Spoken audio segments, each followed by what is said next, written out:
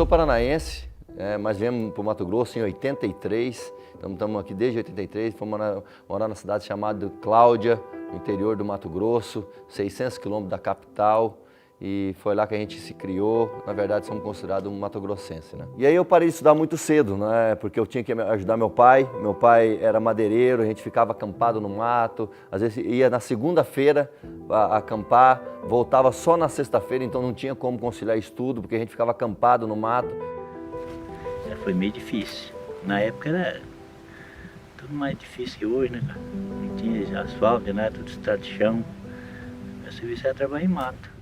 E aí, em 1992, eu comecei a trabalhar como torneiro mecânico. Está aqui o torno, o primeiro torno que eu trabalhei. Trabalhei aqui durante 4 a 5 anos. Foi nesse lugarzinho aqui que a gente teve a primeira profissão.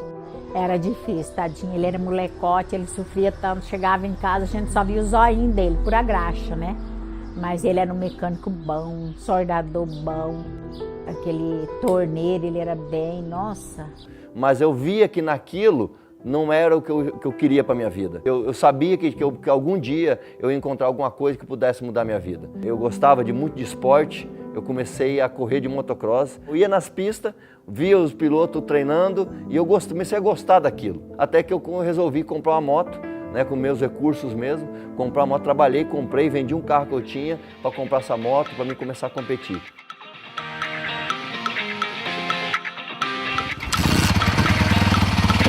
Eu trabalhava o dia todo, a semana inteira no torno. Aí na sexta-feira à tarde eu carregava minha moto, ia para a corrida, ia lá, corria no sábado, no domingo e depois carregava a moto e voltava embora, porque segunda-feira a gente tinha que estar aqui de novo, trabalhando, né, para ganhar nosso pão de cada dia. Meus amigos não acreditavam, ninguém mais próximo de mim acreditava que eu poderia dar certo, mas mesmo assim eu persisti. E com o tempo eu comecei a realmente pular, comecei a competir e no meu primeiro ano eu fui piloto revelação no Campeonato Mato Grossense de Motocross. Eu lembro quando um amigo meu começou a me ligar e falou para mim, ó, você queria um negócio para você ganhar dinheiro? Eu encontrei esse negócio para você. Porque eu tinha que sair da cidade de Cláudia, né, que era a minha cidade, para ir para Sinop, conhecer, que é uma cidade vizinha, mas era 80 quilômetros de chão na época, para poder conhecer essa oportunidade. E era um dia inteiro de evento. Quando eu cheguei lá, deparei com aquelas monte de carros adesivados, aquele monte de gente, aquele tumulto de pessoas, e eu falei assim, volto embora ou já estou aqui e entro? Eu já tinha andado 80 quilômetros, falei, vou assistir.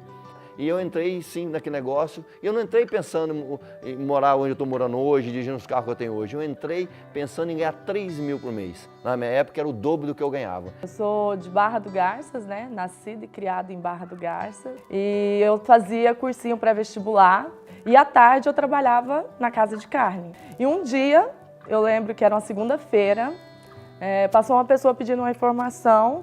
E do nada ele me fez um convite para me conhecer uma oportunidade de negócio que era para ganhar dinheiro. E foi no dia que eu cheguei lá na reunião, estava lá Claudemir Rodrigues mostrando o plano, mostrando um cheque de 3 mil. E aí a gente começou a namorar e comecei a desenvolver o negócio junto com ele, comecei a acompanhar, comecei a ver como que era o negócio. Aí veio a grande descoberta, o cheque de 3 mil já tinha 3 anos, mas a gente acreditava no negócio. E aí o Claudemir falou, Lô, a gente precisa ir para um grande centro, uma capital, onde tem pessoas empreendedoras, onde rola mais dinheiro, onde pessoas buscam algo novo.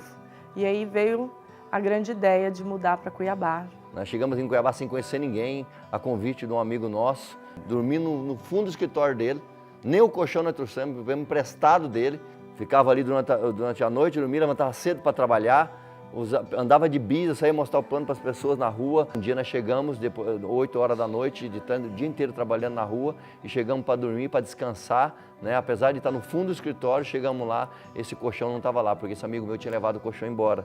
A gente acordou cedo e falou, a gente precisa procurar um canto para a gente ficar, ou senão a gente volta para trás e assume que a gente não deu certo. E aí eu falei, voltar para trás? Não, a gente veio até aqui, vamos continuar. Alugamos um apartamentinho muito pequenininho, com cheque emprestado do pai dela. E apesar de estar morando naquele apartamento pequenininho, a gente continuou acreditando que daria certo.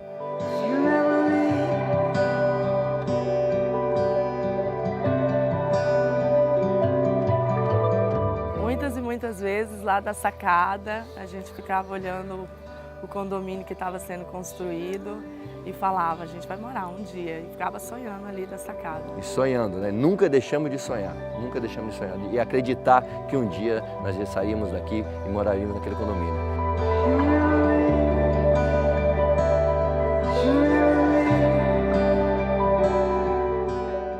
Mas depois de tudo isso, foi quando surgiu a proposta da Rinodê na nossa vida. Eu lembro até hoje que o meu patrocinador é o Toshiro, ele me falava, acredite, cara, essa empresa vai mudar sua vida. Venha conhecer o que é a Rinodê. A Rinodê tá começando, mas vai ser gigante.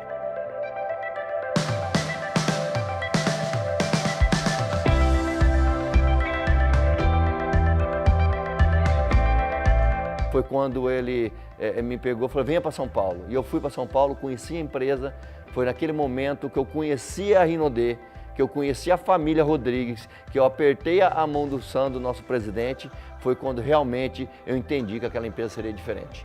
Eu vi no olho do nosso presidente o que ele tinha para poder levar para as pessoas. E já não era mais dinheiro, e sim a missão de mudar a vida das pessoas.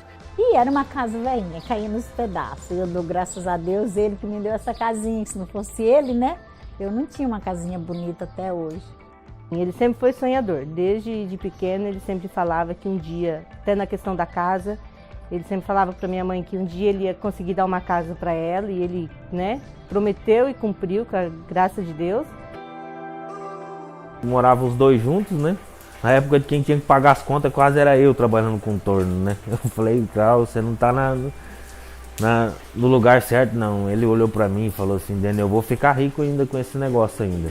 E ele sempre falando, né, que ele ia dar um jeito, ia mudar de vida para ajudar nós, né?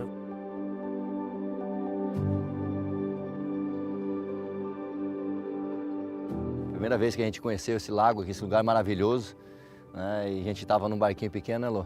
Tava num barquinho e chegou um barco bem maior que o nosso ao lado e eu tive que olhar para cima para olhar para ele. E naquele dia nasceu um sonho de ter um barco como esse. Na verdade, até pedi pro dono do barco para eu poder entrar dentro do barco dele, conhecer como é que era, para me visualizar aquele sonho, né, e para depois a gente concretizar. Colocamos no quadro do sonho e eu sempre visualizava isso. Quando a gente fala que hoje tem coisas acontecendo na nossa vida que nós não tínhamos sonhado nem nos melhores sonhos, é disso que a gente está falando. É aqui que a gente carrega as baterias, tem vezes que a gente vem aqui e fica 3, 4 dias embarcado, né, se divertindo, se descansando a mente, para a gente voltar depois, né, com as energias carregadas. A gente vê nele que ele é uma pessoa exigente, tanto é que ele chegou onde ele chegou, né? E assim, a gente se espelha nisso, né?